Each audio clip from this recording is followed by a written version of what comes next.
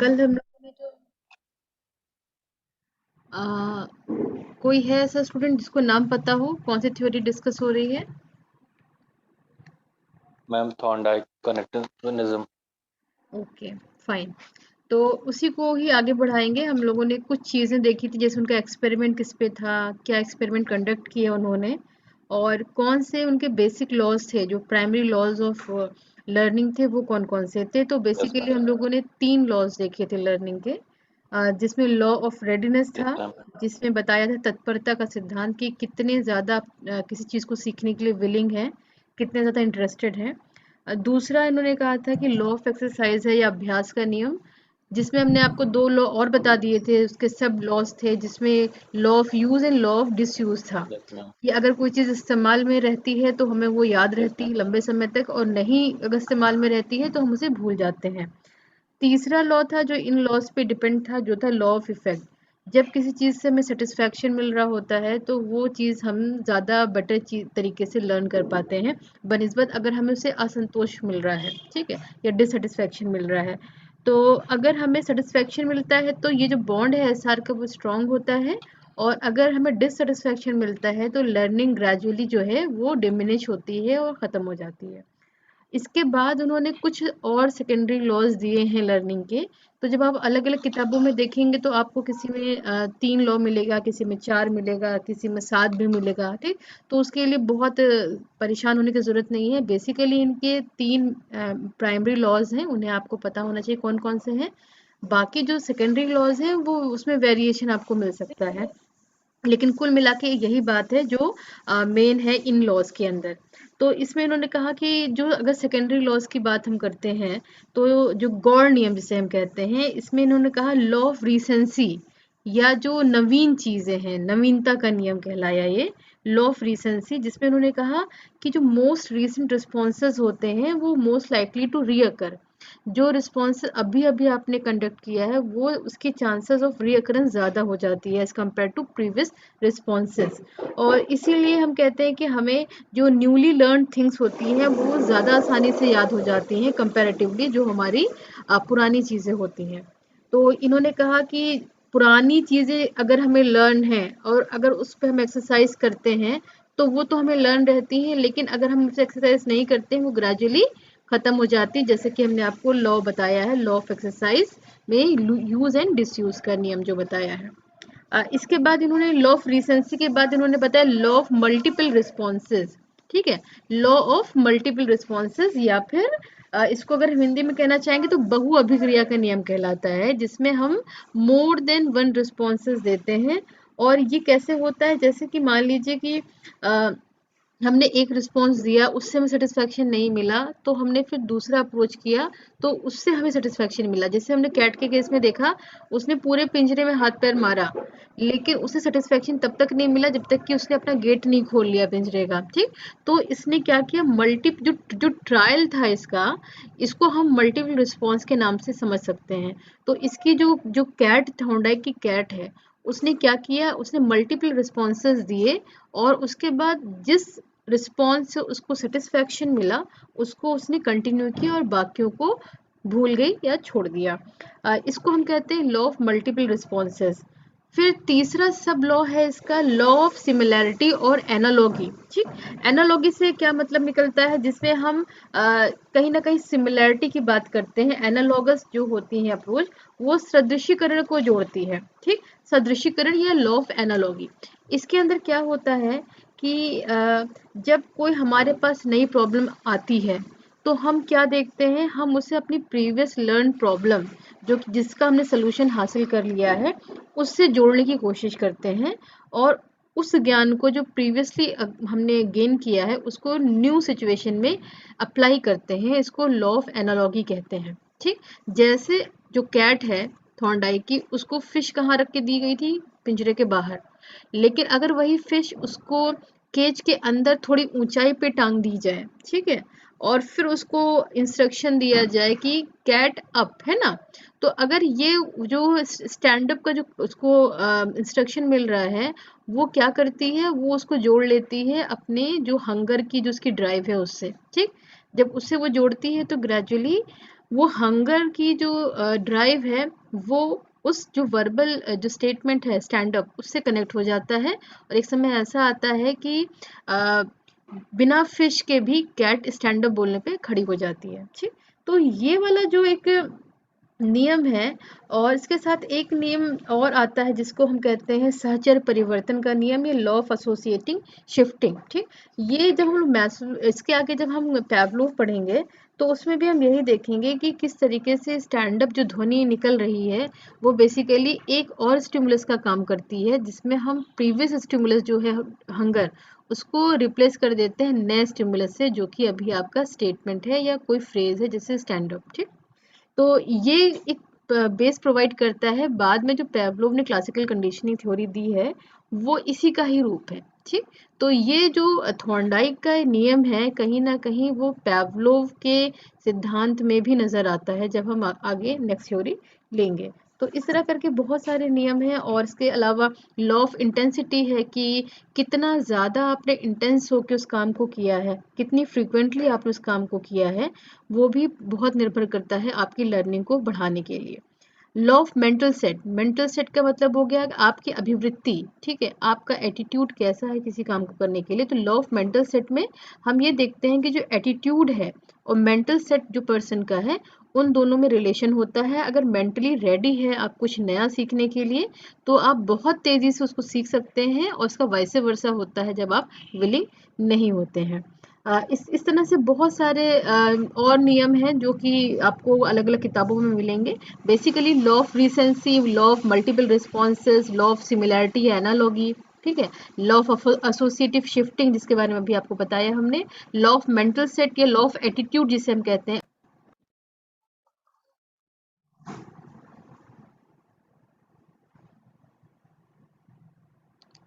आवाज आ रही है? मैम वॉइस क्लियर नहीं मैम आ रही अभी है, एक बहुत मिनट। आवाज कट के आ रही थी, आवाज कुछ क्लियर नहीं अच्छा, आई। कहाँ तक आप लोगों मैम ने मैम आपने क्लियर लॉ सुना है? Law law of associating drifting बता रही थी, उसके बाद नहीं अच्छा, क्लियर आई आवाज। मैम ओके एसोसिएशन वाला भी क्लियर नहीं है, और फर्स्ट बताया था लॉ ऑफ रिसेंसी वो भी बस नाम ही क्लियर था, उसके बाद नहीं क्लियर अच्छा, हुआ बिल्कुल। Okay okay. अच्छा रुक जाओ फिर एक सेकेंड ना, यहाँ पे नेटवर्क इशू बहुत ज्यादा, तो मौसम भी थोड़ा सा गड़बड़ है ना, तो एक सेकेंड रुको सर, ठीक है लोकेशन मैम। चेंज करते हैं।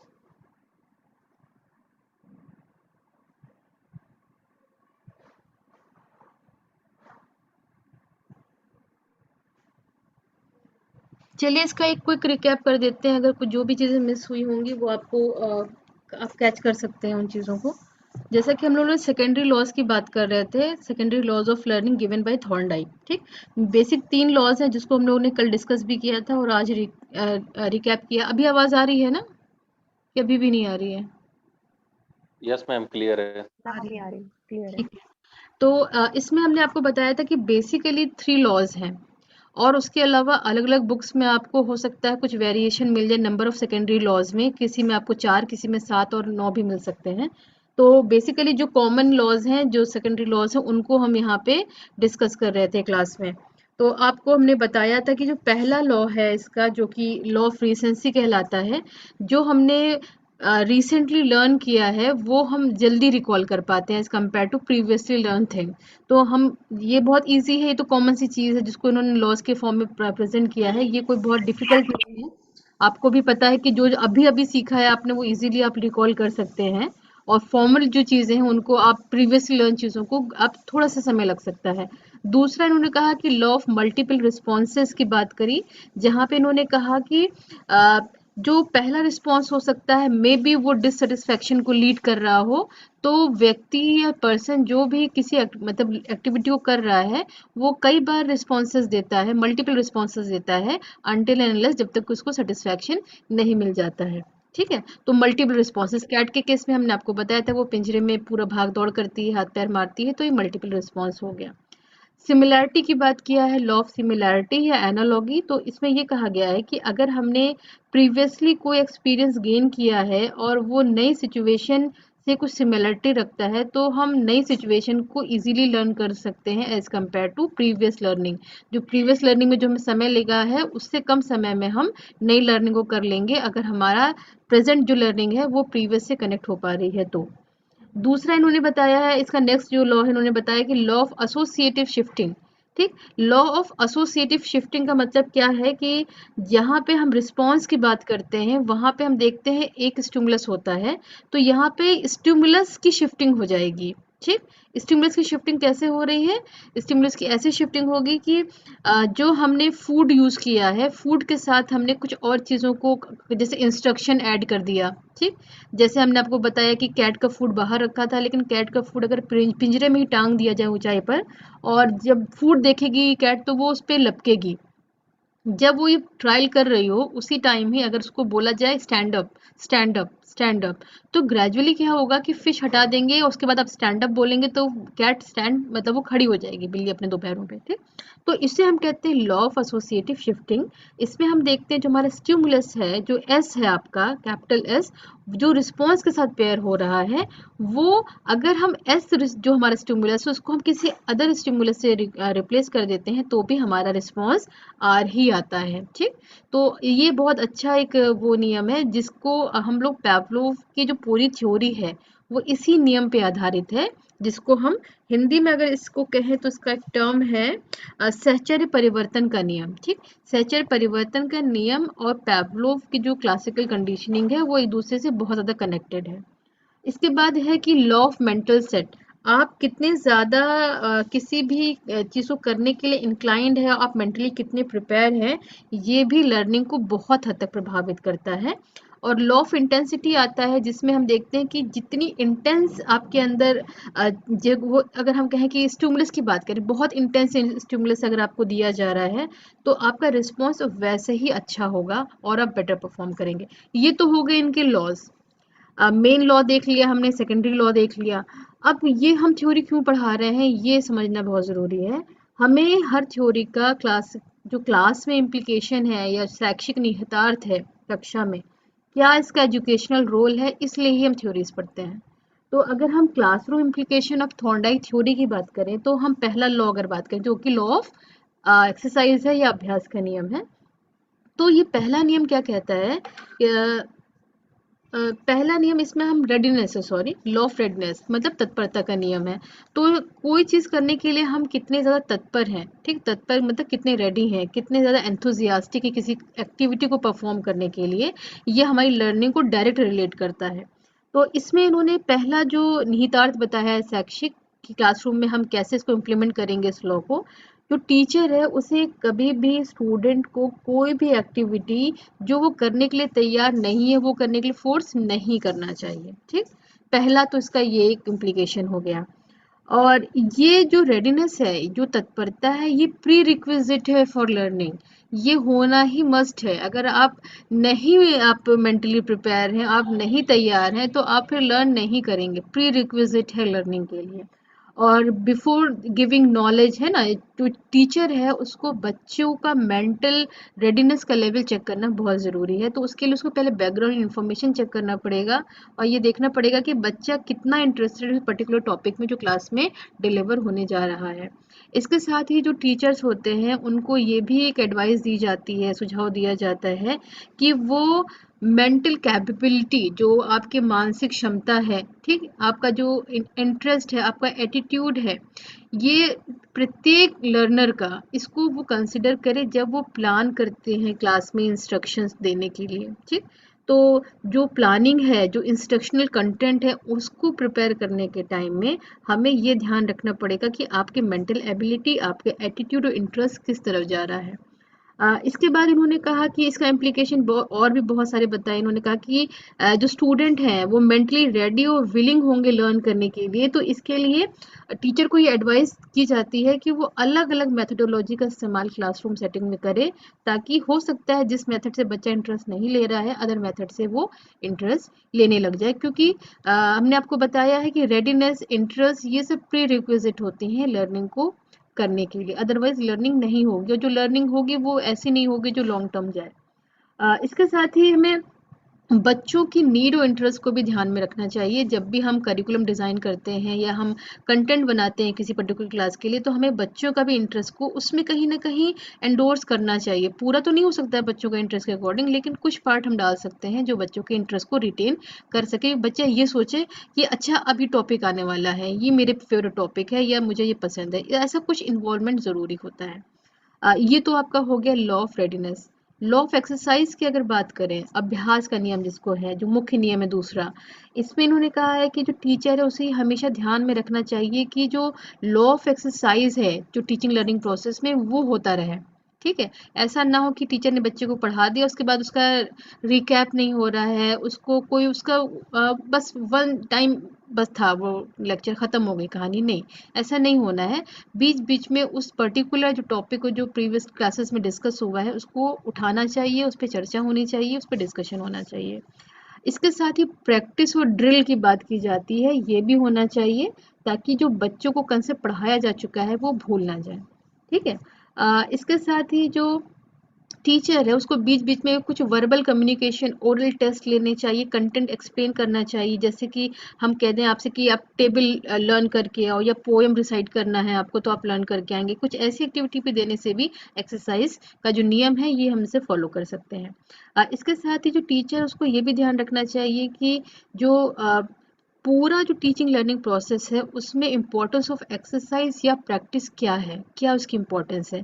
क्योंकि अगर हम एक बार किसी चीज़ को पढ़ते हैं तो वो फॉर एवर नहीं होता, जब तक कि हम उसको रिकॉल रिकैप है ना ये नहीं करते वो हमारा परमानेंट नहीं हो सकता। तो परमानेंट करने के बहुत सारे तरीके हैं, कैसे कैसे कर सकते हैं, जो कि आपको हमने लर्निंग एक्सपीरियंस क्लास में दिया है।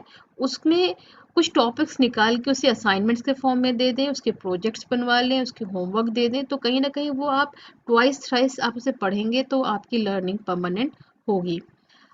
थर्ड लॉ है लॉ ऑफ इफेक्ट। इसका इम्प्लीकेशन क्या कहता है, ये कहता है कि जो टीचर है उसको यह जानना ज़रूरी है कि स्टूडेंट कैसे हैं, वो likely to repeat the action या नहीं, वो पर्टिकुलर एक्शन को रिपीट करने के मतलब फेवर में है या नहीं है। अगर वो रिपीट करते हैं तो उन्हें हमें पॉजिटिव रिगार्ड देना बहुत ज़रूरी है, उन्हें हमें मोटिवेट करना बहुत ज़रूरी है। यहाँ पे हमें ये ध्यान रखना चाहिए कि टीचर के पास हमेशा किसी न किसी तरह की मोटिवेशनल स्ट्रैटेजी होनी चाहिए ताकि वो बच्चों के इंटरेस्ट को सस्टेन कर सके क्लासरूम लर्निंग में। ठीक है, तो ये नहीं है कि बस आपने एक शब्द याद कर लिया, very good, very nice, very good, बस यही आप रिपीट करें, नहीं। Form of motivation, type of motivation, strategy of motivation should be change accordingly, है ना। जैसा परफॉर्मेंस आ रहा है उसके अकॉर्डिंग आप उसे चेंज कर सकते हैं तो लर्निंग बेटर होगी। ये लॉ ऑफ इफेक्ट का इम्प्लीकेशन है। इसके साथ उन्होंने कहा है कि जो टीचर है उसे अपने मटेरियल को लॉजिकली और इफ़ेक्टिव वे में प्रेजेंट करना चाहिए और इस तरह से करना चाहिए कि बच्चा अपना जो कंसंट्रेशन है उस पर्टिकुलर टॉपिक की तरफ मोड़ दे। ठीक, तो कहीं ना कहीं यहाँ पे टीचर का बहुत बड़ा रोल होता है लर्निंग टीचिंग लर्निंग प्रोसेस में। ऑल्दो बच्चे का विलिंग होना बहुत ज़रूरी है, लेकिन टीचर का अप्रोच बहुत इंपॉर्टेंट होता है स्टूडेंट्स के लिए, और स्पेशली जब बच्चा ग्रोइंग स्टेज में होता है, जब वो स्कूल सेटिंग्स में होता है। पॉजिटिव रीइंफोर्समेंट जो है ये भी बहुत अच्छा रोल प्ले करता है। अगर एक बच्चे को आप पॉजिटिव रीइंफोर्समेंट देते हैं समय समय पे, तो वो नेक्स्ट टाइम पे आपके क्वेश्चन पूछने से पहले ही रेडी रहता है आंसर करने के लिए। ऑल्दो उसको क्वेश्चन भी ना पता, उसे पता होगा कि उसने क्लास अटेंड की, उसको आंसर पता। बच्चे आप देखेंगे, आप लोगों ने अभी तो आपने की कोई डायरेक्ट क्लासरूम की तो कोई आपकी टीचिंग हुई नहीं, अदरवाइज आप देखते कि आप क्वेश्चन पूछते उससे पहले बच्चे खड़े हो जाते रिप्लाई करने के लिए। तो ये एक टेंडेंसी होती है बच्चों के अंदर कि अगर उनका इंटरेस्ट या टीचर से जुड़ाव हो गया है उनका पॉजिटिव, तो वो उसको मेंटेन करने के लिए बहुत ज़्यादा मेहनत करते हैं। तो टीचर का क्या रोल है, टीचर उसको पॉजिटिवली रीइंफोर्स करता रहे और उसको एनकरेज करता रहे लर्निंग प्रोसेस के लिए। इसके साथ ही जो पनिशमेंट है, पनिशमेंट को कहीं ना कहीं रिड्यूस करने की कोशिश करनी चाहिए, क्योंकि पनिशमेंट जो है वो एक्सेप्टेबल नहीं है एजुकेशनल सेटिंग में। और पनिशमेंट से हमें क्या होता है, अनप्लीजेंट रिस्पॉन्स हमें मिलता है, एक्सपीरियंस मिलता है। तो इसे कोशिश करना चाहिए कि हमें वॉयलेट करना चाहिए इस पूरे प्रोसेस को पनिशमेंट के, क्योंकि ये इस पूरे लर्निंग प्रोसेस में कहीं भी फिट नहीं होता है। क्योंकि बच्चा अगर आप उसको पनिश करेंगे तो वो सेटिस्फाई नहीं होगा, वो रेडी नहीं होगा, वो एक्सरसाइज ही नहीं करेगा और उसका इफेक्ट क्या आएगा, डिससेटिस्फैक्शन। तो अल्टीमेट लर्निंग जो है वो होगी ही नहीं। क्लियर? तो ये कुछ एजुकेशनल इम्प्लीकेशंस थे जो हम लोगों ने क्लास में आज डिस्कस किए हैं, और बहुत सारी किताबों में और भी बहुत कुछ मिलेगा, क्योंकि ये सिर्फ यहीं जाके रुकता नहीं है। थ्योरी है, थ्योरी भी तो पूरी पूरी किताबें हो सकती हैं, बहुत अच्छा डिस्कशन हो सकता है। क्रिटिसिज्म भी इसका बहुत सारा है। क्रिटिसिज्म तो आपको पता है, हर चीज़ को आप उसके कुछ ऐसे एंगल्स को जो आपको गैप दिख रहा है उसके बेसिस पे आप क्रिटिसाइज कर सकते हैं। तो इसके भी कुछ क्रिटिसिज्म है, वो भी देख लेते हैं। इसमें इन्होंने कहा है कि जितना भी एक्टिविटी है उसमें सिर्फ स्टिमुलस और रिस्पॉन्स की बात की गई है। ये क्रिटिसिज्म में बहुत सारे साइकोलॉजिस्ट ने कहा कि कभी कभी ऐसा हम देखते हैं कि ह्यूमन और ऑब्वियसली एक ऑब्वियस डिफरेंस है ह्यूमन में और एनिमल्स में। तो हम एज अ ह्यूमन बीइंग हमारे अंदर कैपेसिटी है, थिंकिंग कैपेसिटी है, हमारे पास कॉग्निशन है, हमारे पास सोचने के लिए दिमाग है, लेकिन एनिमल्स के अंदर ये सारी इतनी एडवांस फॉर्म में नहीं है। तो हम उनके पे किए गए एक्सपेरिमेंट को एज इट इज़ कैसे हम ह्यूमन पे इम्प्लीमेंट कर सकते हैं। तो इन्होंने कहा कि ये लर्निंग जो प्रोसेस है ये लोअर एनिमल्स के लिए बेटर है, लेकिन ये ह्यूमन बीइंग की लर्निंग को पूरी तरह से एक्सप्लेन नहीं करता है। इसके बाद उन्होंने कहा कि बहुत सारे साइकोलॉजिस्ट ने कहा जो ट्रायल एंड एरर है, इससे जो लर्निंग होती है जस्ट वेस्टेज ऑफ टाइम है, बिकॉज ये एक सिंगल अकरेंस की बात है कि वो हो गया, अदरवाइज नहीं हुआ। ठीक है, जस्ट बाय चांस जिसे हम कहते हैं। तो ट्रायल एंड एरर से जो लर्निंग हो रही है वो जस्ट बाय चांस हो रही है, इसमें हमारा मेंटल प्रोसेस का कोई इन्वॉल्वमेंट नहीं होता है। तो और इसके साथ ये भी कहा बहुत सारे साइकोलॉजिस्ट ने कि अगर हम लॉ ऑफ एक्सरसाइज की बात करते हैं तो ये पूरी तरीके से रॉट मेमोराइजेशन या क्रैमिंग को प्रमोट करता है, जो कि कहीं से भी ह्यूमन लर्निंग के लिए बेनिफिशियल नहीं माना जा सकता है। ठीक? लेकिन ऐसा नहीं है, बहुत सारे क्राइटेरिया ऐसे हैं जो कि इस थ्योरी के बहुत अच्छे हैं। जैसा कि हम जानते हैं कि लर्निंग बाय डूइंग का कंसेप्ट यहीं से आया है, थॉर्नडाइक की थ्योरी से ही लर्निंग बाय डूइंग का कंसेप्ट आया है। इसके साथ ही इन्होंने प्रॉब्लम सॉल्विंग जो कि हायर लेवल ऑफ लर्निंग है, इसको इन्होंने प्रमोट किया है through trial and error method.